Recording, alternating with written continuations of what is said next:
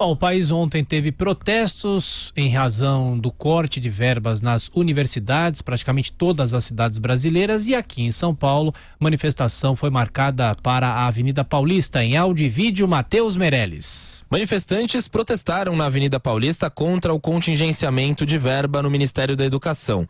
O ato desta quarta-feira foi convocado por professores, estudantes e sindicatos ligados ao setor. Com carros de som, a multidão se reuniu em frente ao MASP, na região do Parque Trianon. Vias paralelas e transversais foram fechadas por causa da chegada dos manifestantes, que questionaram o bloqueio de 1 bilhão e 700 milhões de reais dos gastos não obrigatórios das 63 universidades e dos 38 institutos federais de ensino. Esse valor engloba água, luz, terceirizados, obras, equipamentos e realização de pesquisas. Para a professora Kelly Laman, a reivindicação dos estudantes tem fundamento. Como professora, essa greve não é nossa. Essa greve é dos alunos. Os alunos têm noção do que é estudar numa escola pública, do que é se matar, para poder ir trabalhar à noite, trabalhar o dia inteiro e poder ir para uma faculdade à noite, poder estudar à noite e ter cancelamento de 30%.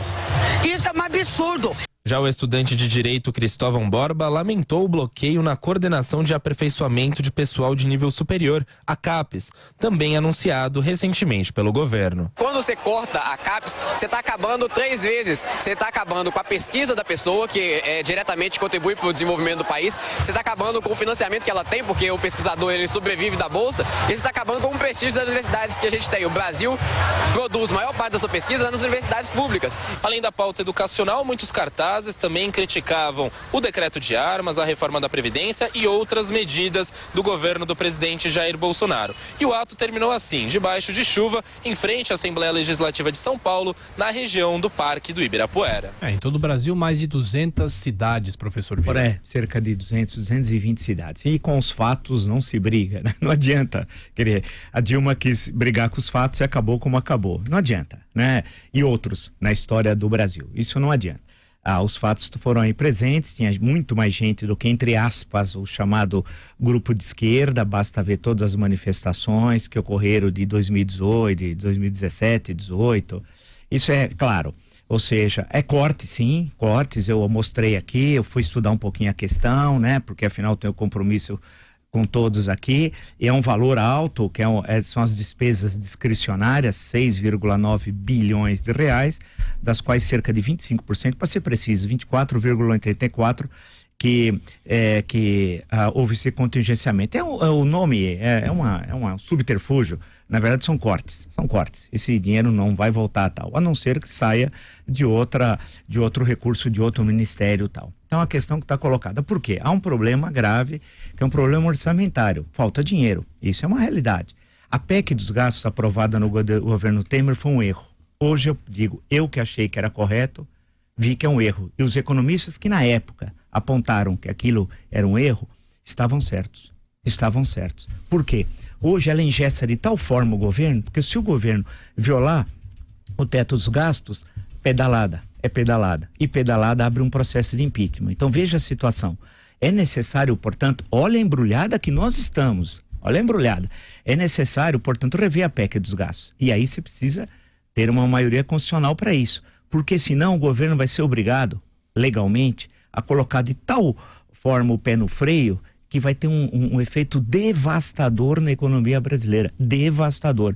E o cenário desenhado, hoje eu citei o Banco Nacional de Paris, que apresenta que para esse ano, segundo a sua estimativa, é uma estimativa, entenda-se, um crescimento de apenas 0,8%. Foi a primeira estimativa abaixo de 1%, que é muito preocupante, né? Ou seja, nesse caso, inferior ao crescimento de 2019, que foi muito baixo, e inferior ao crescimento de 2017, que também foi muito baixo. Portanto, momento muito difícil. Por outro lado, temos a reforma da Previdência, que caminha a passos de cágado lá, né?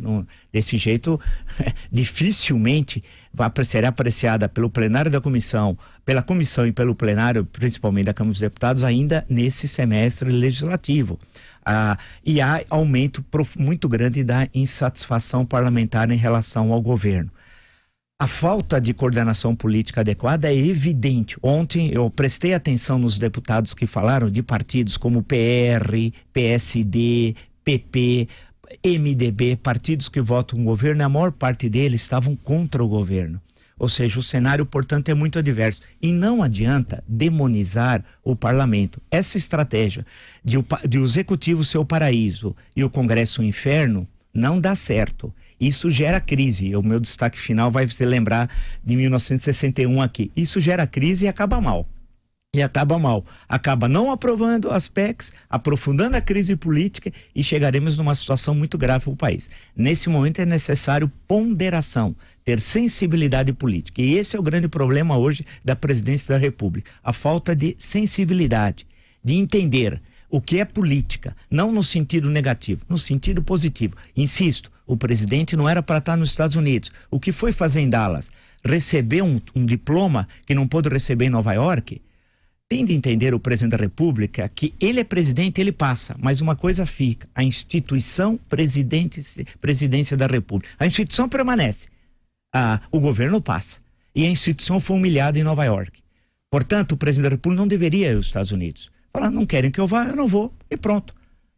E fazer o que em Dallas, que é uma cidade politicamente menor. Não é nem a capital do Texas. Alguns falam que a capital do Texas não conhece nem o Texas. Não é a capital do Texas, que é Austin. Por sinal, tem uma bela universidade que é especialista em estudos latino-americanos, uma biblioteca fantástica, maravilhosa e tal. Mas para voltar ao que nos interessa, a questão que se coloca, absolutamente inútil essa viagem.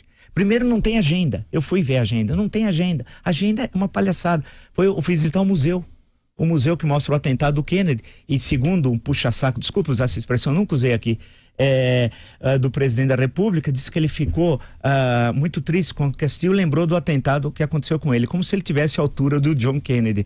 Convenhamos, como diria o Lula, presidente, menos, né? São coisas diferentes. Então, foi perder tempo. No momento que o presidente ainda está no Brasil, fazendo articulação política, convencendo os parlamentares, viajando às 27 unidades da federação, uma delas nem precisa viajar, que é o Distrito Federal, conversando com parlamentares, sabendo os 10 principais pontos da reforma, pega o Guedes, que tem gente competente na sua equipe, lista os 10 pontos principais, decora como um bom aluno e fala e convence as pessoas.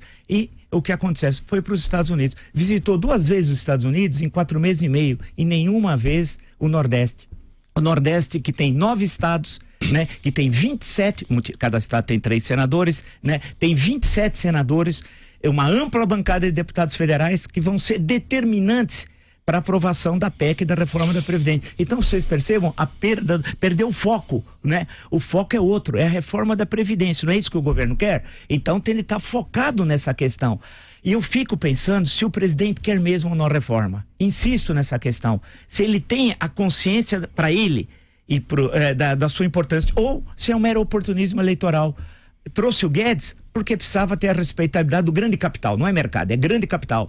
Então, trouxe o Guedes, mas não acredita nas ideias do Guedes. Trouxe o Moro, mas não acredita nas ideias do Moro, por exemplo, que é contra o decreto das armas. O Moro é contra, né? Não acredita na reforma da Previdência. Por quê? Porque durante 28 anos ele votou contra todas as reformas da Previdência. Governo Fernando Henrique, governo Lula, votou sempre contra. Então, a impressão que... ele não tem... Porque nesse momento, o maior interessado na reforma quem é? É ele. Então, é ele que tem de fazer trabalho de convencimento. E não adianta pôr a culpa no Congresso. Essa história de querer criar ditadura no Brasil não dá certo. Não vá nesse canto dessas sereias do porno filósofo, o porno filósofo da Virgínia. Não caia no canto da sereia do porno filósofo, né? Que ele quer criar uma crise política para o senhor virar ditador. Aqui não vai ter nunca mais ditadura. Não caia nessa conversa. O porno filósofo é um traidor da pátria. Pense, ouça os militares, que é a voz de serenidade nesse governo, e não demita nenhum, como ameaçaram demitir o general Santos Cruz. Porque eu escrevi quarta-feira, está lá no Correio Brasilense. A bater de frente com os militares, esse governo acaba.